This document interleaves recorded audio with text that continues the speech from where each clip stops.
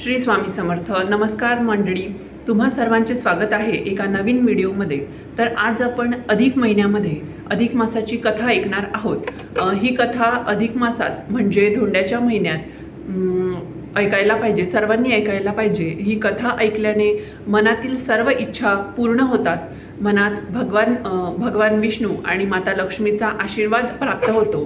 संपूर्ण व्रताचे फळ मिळते. त्यासाठी ही कथा एकदा नक्की ऐका. तर अधिक मासाची निर्मिती कशी झाली, अधिक मासाला पुरुषोत्तम मास का म्हटलं जातं, तर त्याची एक कथा आहे. त्याचबरोबर या महिन्यामध्ये व्रतवैकल्ये पाळले जातात.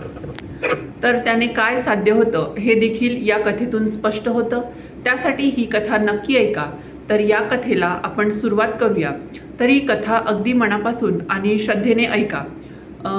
कसे करू, काय करू, कोणाला विचारू, कोण मला योग्य मार्ग दाखवेल, भगवंताची भेट कशी होईल, या प्रश्नाची उत्तरे जाणण्यासाठी प्रत्येकाला एक गुरु हवा असतो, इष्टदेवता हवा असतो. जसा सोमवारला शंकर ही देवता आहे, तसेच मंगळवारला गणपती आहे, बुधवारला कृष्ण आणि गुरुवारला दत्त आहे, शुक्रवारला देवी आणि शनिवारला मारुती आहे, शनिदेव आहे, रविवारला सूर्यदेवता आहे.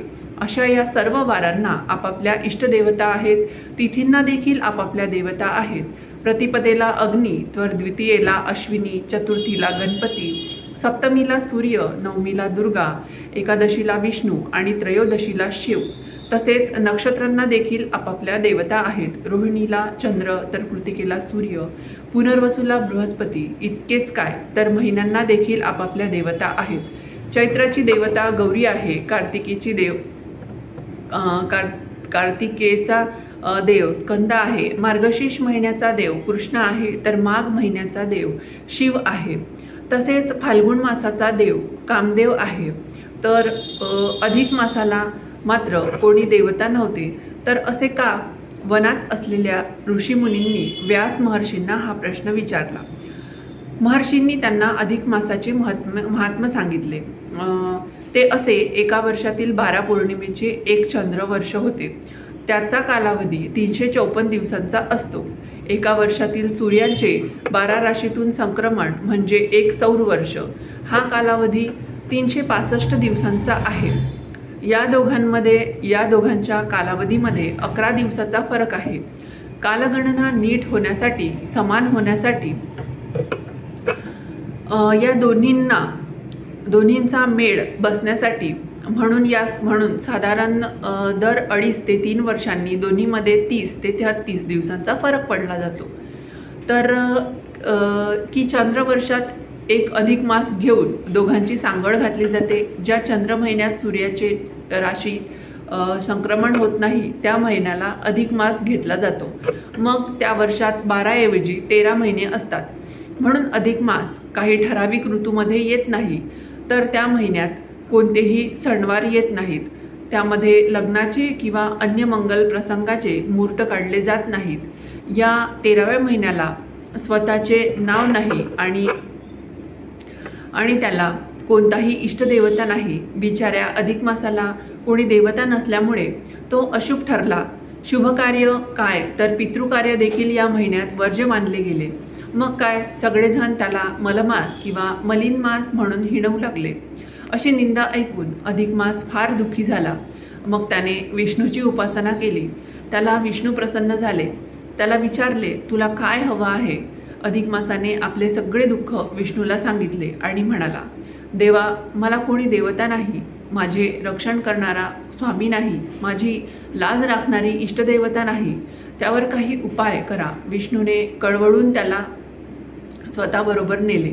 तिथे एका रत्नखचित सिंहासनावर मुरलीधर पुरुषोत्तम बसले होते. ते एखाद्या तेजस्वी ज्योतीप्रमाणे शोभून दिसत होते. ती दिव्य मूर्ती पाहून अधिक मास आनंदाने डोलू लागला. करुणा सिंधू पुरुषोत्तमाने मलमासाची व्यथा जाणून त्याला वरदान दिले, आजपासून तू माझा झालास. आता माझे सर्व दैवी गुण तुझ्यात लीन होतील. यापुढे तुला कोणीही मलमास म्हणणार नाही. तुला आता सगळेजण पुरुषोत्तम मास म्हणून ओळखतील. या महिन्यात जो कोणी धर्माचरण पुण्यकर्मे करतील त्यांच्या जीवनाचे सार्थक होईल आणि त्यांची मनोरथे पूर्ण होतील आणि माझ्या कृपेने त्यांना मुक्ती मिळेल. मुरलीधराचे ते शब्द ऐकून पुरुषोत्तम मासाला अतिशय आनंद झाला. परिसाच्या स्पर्शाने लोखंडाचे सोने व्हावे तसे पुरुषोत्तमाच्या दिव्य दर्शनाने अशुभ समजला जाणारा अधिक मास शुभ झाला. पुढे एकदा काय झाले, वनवासात असताना पांडवांनी श्रीकृष्णाला विचारले, आम्ही असे काय पाप केले म्हणून आम्हाला हे सगळं भोगावे लागत आहे. तू आमचे हाल कसे काय पाहू शकतोस? श्रीकृष्ण म्हणाला, त्याला मी काय करणार? तुम्हीच दूध खेळून